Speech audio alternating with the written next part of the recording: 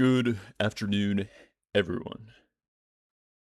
I have made this presentation on the 2020 Solarwinds compromise, and I feel that it is important to share it with everyone. Okay, getting into the 2020 Solarwinds compromise.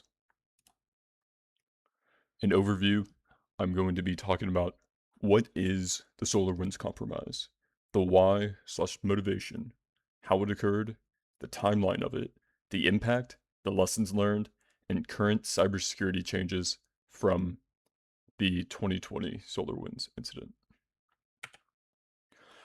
What is SolarWinds? SolarWinds is a Texas-based IT company that performs IT monitoring and management platforms, and what they developed was called the Orion platform. And this is important to note because it managed network performance, systems, and applications. So you can see the image on the bottom right is a dashboard that they provided for SolarWinds for those companies and organizations to use. Now going into the why/motivation behind the attack. The attackers want to gain intelligence rather than money.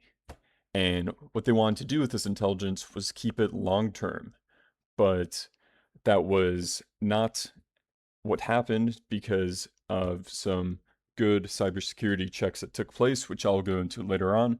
But pretty much what the reason behind the attack was that they wanted to gain and get a foothold in US cyber espionage intelligence. It was found to be committed by Russian SVR Cozy Bear, and it was targeted due to the centralized access because it was and is used by the US government and many major corporations, which gave indirect access and a wide variety of targets available for them to commit the espionage on. How it occurred. The attacks went unnoticed because they used legitimate credentials and tools, and they blended that into normal network traffic to avoid any suspicion. The vulnerability was in that Orion software that they developed, and it was through a malware that they inserted called Sunburst, which provided a backdoor for the attackers. Then they exploited the SolarWinds build environment, where they build, test, and digitally sign updates. And lastly, they used digital signatures so that the updates remained official. And I'll go into that in the next slide. So in this slide, this is a timeline of the events that occurred. It all started in September 2019 when a initial infiltration of the SolarWinds company occurred. And then from March to June 2020, they were able to infect the updated release build environment. And in December 2020, it was discovered by FireEye. So as you could see, it was almost the entire year of 2020 that this espionage has taken place and went unnoticed by any software or developer and even the companies themselves.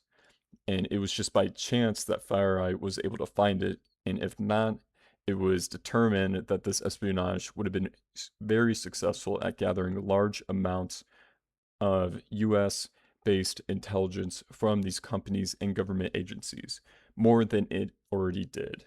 And later on, after it was discovered in January 2021, the Russian SVR group was officially attributed to the attacks. And as you can see from the diagram, it kind of gives a more visual to how this attack occurred.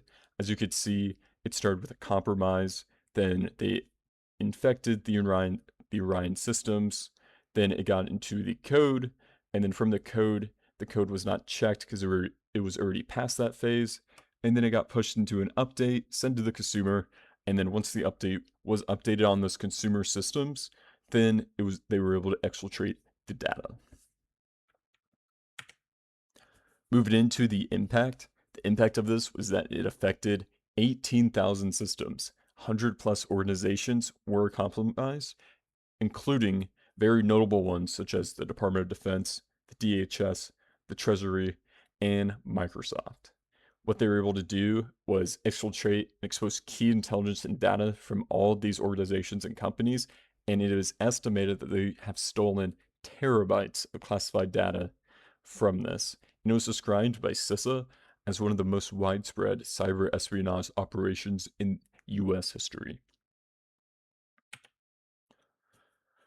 Getting into the lessons learned. So from this supply chain attack, it was noted how software supply chain vulnerabilities can exist. Previously, it was very widespread and known that third-party vulnerabilities can exist, but it was mainly looked at and looked to hardware. An example of this would be with Lenovo laptops, because a majority of those were found to be tampered with in the supply chain, but never before has a level of supply chain tampering has occurred within the realm of software. So that is why there was no zero trust or integrity checks beforehand, or correction, there was not none, but there was a lack thereof, and there was less concern to do it, especially if it was digitally signed by that third party company. Because once it was digitally signed, people usually assumed that it was 100% okay. They checked it out, we trust them, and they didn't even go back and do the zero trust to ensure that the patch or update that they were receiving was the actual one that they were expected to receive. And then that leads us into the continuous monitoring, which is very important because it's always important to keep monitoring your systems. And in fact, if they would not have kept monitoring their systems and the Firefly never caught on to what was occurring with the espionage in the transporting of terabytes of data from all of these different organizations, it probably would have lasted a lot longer than just 2020. And lastly, it sparks more collaboration between public and private sectors, which is crucial to share that information about what is occurring, why it's occurring, and about the updates and different things that these sectors can share and now should share because they see how it can affect them from not sharing these kind of vulnerabilities or lack of trust that there was before. As you can see from my two images, those are the CVE number and the CVSS risk factor and base score, which those are pretty high risk factors and base scores for the vulnerability. Lastly, getting into some of these current cybersecurity changes, the US launched executive order on improving the nation's cybersecurity in 2021 from this attack. It was Executive Order 14028, and also from this, CISA created a new software supply chain guidelines and industry increased code transparency.